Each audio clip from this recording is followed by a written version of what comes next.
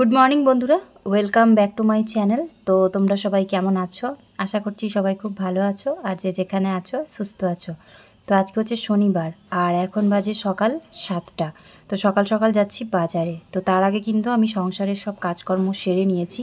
এক প্রকার বলতে পারো ঘুম থেকে উঠেই চোখ ডলতে ডলতে সংসারের সব কাজকর্ম সেরে নিয়ে আবার এখন ঘুম চোখেই বেরিয়ে যাচ্ছি বাজারের জন্য। কি করব বলো, সপ্তাহে মাত্র 2টো দিন ছুটি পাই, শনি রবি। বাকি দিন তো পুচকুসোনা শুভর স্কুল থাকে, অনেকটা সকালে ঘুম থেকে উঠতে হয়, কিন্তু ওই দুদিনের মধ্যেও কিছু না কিছু কাজ পড়েই যায়। তো এই সপ্তাহে তো শনিবার দিন প্রথমেই আমি গেলাম বাজারে। তো এত সকালের দিকে বাজারে গেলে না, মানে বাজারটা ফাঁকাও থাকে আর সব জিনিস দেখবে মানে তাড়াতাড়ি নিয়ে চলে আসা যায়। আর যদি বেলা করে যাই অনেক কিছু দরকারি জিনিস পাওয়া যায় না, শেষ হয়ে যায়। তো ওই কারণেই আরও তাড়াতাড়ি গেলাম। তো বাজার থেকে চলে এসেছি, আসার পরে তোমাদের সাথে আবার ব্লগটা স্টার্ট করছি। তো কতটা সহজ মনে হয় না, যাওয়ার সময় ভিডিও করলাম আবার আসার পরে ভিডিও শ্যুট করছি। মানে যতটা ভিডিও ক্লিপের মধ্যে দেখতে অতটা ভালো লাগে বা সহজ মনে হয়, সত্যি কথা বলতে আমাদের রিয়েল লাইফে কিন্তু ততটা সব কিছু সহজ হয় না। বাজারে যাওয়ার পরে প্রায় 1 ঘন্টা লেগে গেছে এত সকালে যাওয়ার পরেও। আর তারপরে বাড়িতে এসে গলাটা একদম শুকিয়ে যাচ্ছিলো, তো সঙ্গে সঙ্গে এসেই ব্যাগ দুটোকে নামিয়ে সঙ্গে সঙ্গে একটু জল খেয়ে নিলাম। তো তাতে একটু ভালো লাগছে, কিন্তু গরম প্রচণ্ড বাইরে। কিন্তু ওয়েদার মেঘলা, মানে এখন মেঘলা ওয়েদার রয়েছে, বৃষ্টিও হচ্ছে, কিন্তু তার মধ্যে যে গুমসানি গরমটা সেটা যেন একদমই কাটছে না। তো যাই হোক, আজকে বাজার থেকে বেশ কিছুটা সবজি নিয়ে এসেছি, যাতে আমাকে মোটামুটি 4-5 দিন আর বাজার না যেতে হয়। কারণ এই সংসারের কাজকর্ম, তারপরে প্রত্যেক দিনের সবজি বাজার করতে যাওয়া, আর এখন জিনিসের যা দাম তোমাদেরকে আর কি বলবো। আর শুভকালকে বলছিল যে মাছ খাবে, তো রুই মাছটা ঘন ঘন খেতে ভালো লাগে না। তো এখন যেহেতু ইলিশ মাছের সিজন, তো ভাবলাম যে আজকেও অল্প করে ইলিশ মাছই নিয়ে আসি, যেহেতু বাজারে গেছি। আর এর আগে যে কদিন খেয়েছি না, সে কদিন ইলিশ মাছগুলো একদম ছোট ছিল। তো বেশ কিছু সবজি নিয়ে এসেছি, তোমরা একটুখানি দূর থেকে দেখে নাও। আজকে আর একটা একটা করে কিছু বললাম না। তার সাথে কলা আর বেদানা নিয়ে এসেছি। তো ফলটা আনার কারণ শুধু শুভর জন্যই, কিন্তু কলাটা একটু বেশি করে এনেছি যাতে সবাই মিলে খেতে পারি সকালের দিকে। তো আজকে কিন্তু একটা ইলিশ মাছেরই ওজন 500 গ্রাম ছিল। আর ইলিশ মাছের পিসগুলো দেখে বুঝতেই পারছো বেশ বড় বড় পিস হয়েছে। তবে যে কদিন ইলিশ মাছ নিয়েছি, মানে 2 দিন মতন ইলিশ মাছ নিয়েছিলাম, তো সেই 2 দিনই একদম ছোট ছোট সেই বাচ্চা ইলিশ মাছ ছিল। তো যাই হোক, আজকে ইলিশ মাছটা একটু বড় হয়েছে, আর পিসগুলো কিন্তু বেশ অনেক কটাই হয়েছে। তো লেজাটা আর মাথাটা রেখে দেবো, বাকি পিসগুলোকে আজকে রান্না করে ফেলবো, যাতে দুবার হয়ে যায় আর রাতের দিকে কিছু রান্না না করতে হয়, 2 টাইমই মাছ খাওয়া হয়ে যাবে। তো তারপরে আসলাম ঘরে, দেখছি পুচকুসোনা ঘুম থেকে উঠে পড়েছে। আর সুজিকে চেন দিয়ে বাঁধলাম, এই কারণেই দুদিকের গেটগুলো খুলে দিয়েছি। তো ওই 10-15 মিনিটের মতন গেটগুলো খোলা থাকবে, তারপরে আবার সুজির গলার থেকে চেনটার বেলটা খুলে দেবো। তো কিছুক্ষণ করে বেঁধে রাখি, এমন নয় যে ওকে একদম বেঁধেই মানুষ করছি, তেমনটা একদমই নয়, কিন্তু বেল্ট পরার অভ্যাসটা করা খুবই দরকার। হঠাৎ করে একদিন পরালে হয়তো ওর ভালো লাগবে না, বা ও হয়তো ছটপট করবে, পড়তে চাইবে না, ওই কারণে। তো তারপরে আমি কিন্তু রান্না বসিয়ে দিয়েছিলাম। তো সকালবেলার দিকে পেঁপে সেদ্ধ, আলু সেদ্ধ আর ডাল সিদ্ধ করে ভাত দিয়ে দিলাম পুচকুসোনা শুভকে। আমিও অল্প করে ভাত খেয়ে নেবো, কিন্তু এখন খাবো না। আসার পরে 2টো কলা খেয়েছিলাম, পুচকুসোনা শুভও খেয়েছে, তো তেমন একটা খিদে নেই, কিছুক্ষণ পরে খাবো। আর তার মধ্যেই ভাবলাম যে রান্নার জন্য যা কিছু প্রয়োজন আমার, তো সেগুলোকে কিছুটা রেডি করে রাখি, তাহলে আমার কাজটা করে নিতে সুবিধা হবে, তাড়াহুড়ো লাগবে না।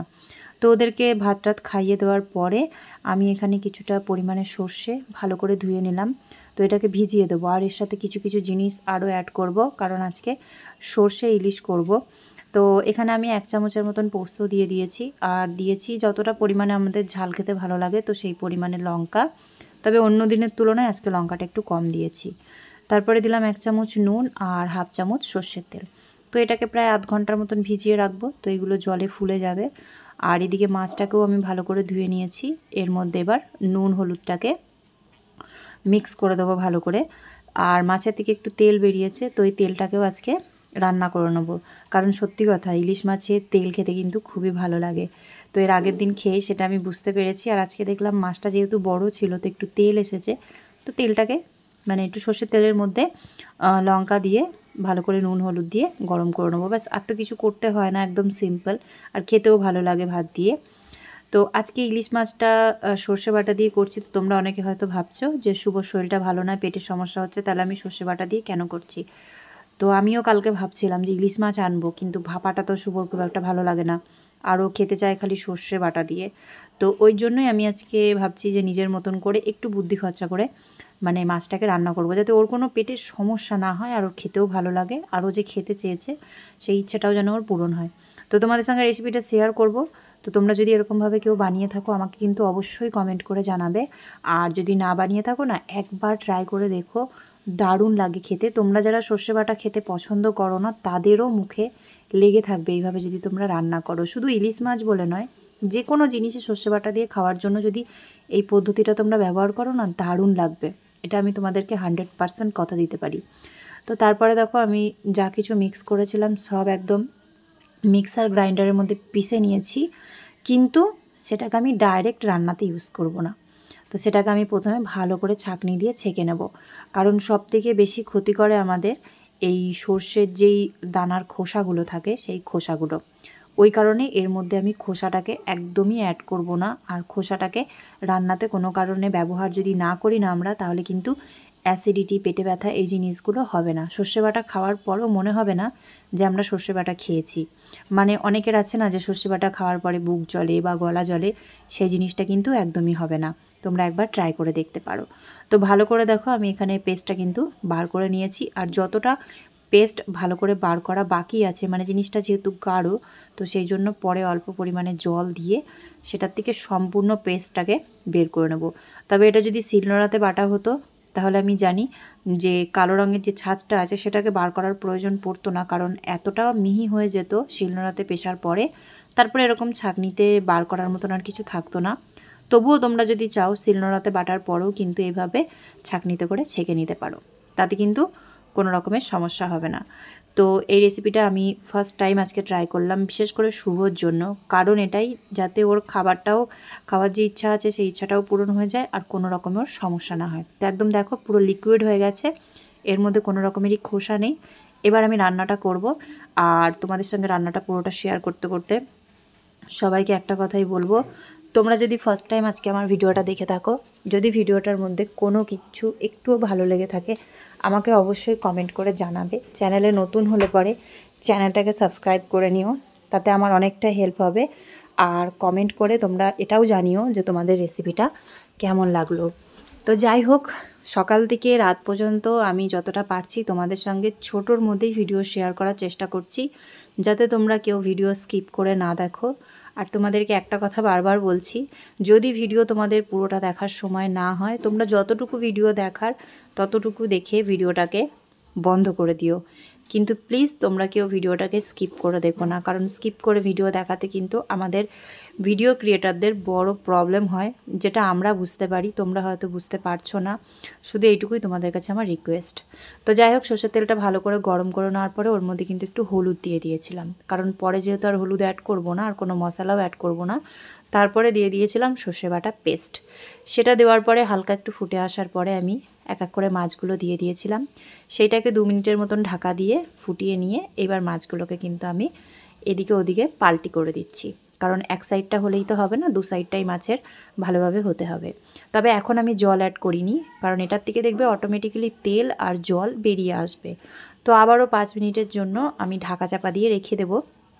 তারপরে তোমরা দেখতেই পাচ্ছ সাইড দিয়ে তেল বেরিয়ে এসেছে, আর হালকা পরিমাণে কিন্তু সর্ষে বাটাটা ছেড়েওছে।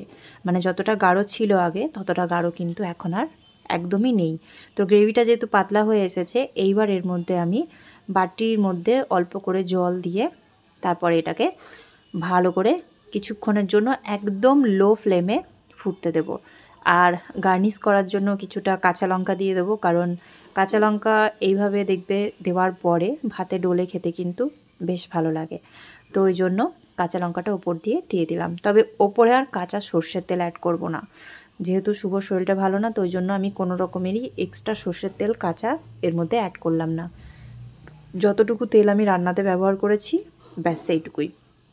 এবার এটাকে ঢাকা দিয়ে একটুখানি ঝোলটা শুকাতে দেব, ব্যাস। তারপরে নামিয়ে নিলেই আমাদের তৈরি সর্ষে বাটা দিয়ে ইলিশ মাছ। তো এখন দুপুরবেলা খেতে বসেছি, তো দেখিয়ে দিই আজকে খাবারে কি কি আছে। তো আমি এক ফাঁকে একটুখানি চিচিঙ্গা ভাজা করে নিয়েছিলাম, ভাত তো সকালেই করে নিয়েছিলাম 2 টাইমের জন্য, আর এইখানে হচ্ছে ইলিশ মাছ সর্ষে বাটা দিয়ে। তো আজকেরটা ভাপাইনি, আজকেরটা ডাইরেক্ট রান্না করেছি, তোমাদেরকে দেখালাম। তবে ইলিশ মাছের তেলটাও খুব ভালো হয়েছিল, সেটা তোমাদের সঙ্গে দেখাতে আমার একদমই খেয়াল নেই। তো আজকের ব্লগটা আমি দুপুরেই শেষ করে দিয়েছি। সকাল থেকে রাত পর্যন্ত মার্কেট করার থেকে, বাজার করার থেকে, রান্না বান্না সব কিছু তোমাদের সাথে শেয়ার করলাম। ভিডিওটা তোমাদের কেমন লাগলো অবশ্যই কমেন্ট করে জানিও, আর ভিডিওটা ভালো লাগলে আমার পাশে থেকো। তো দেখা হবে কালকে নতুন একটা ব্লগে, নতুন একটা ভিডিওতে। সবাই ভালো থেকো, সুস্থ থেকো, সাবধানে থেকো, আর সব সময় নিজেদের খেয়াল রেখো। Take care, by.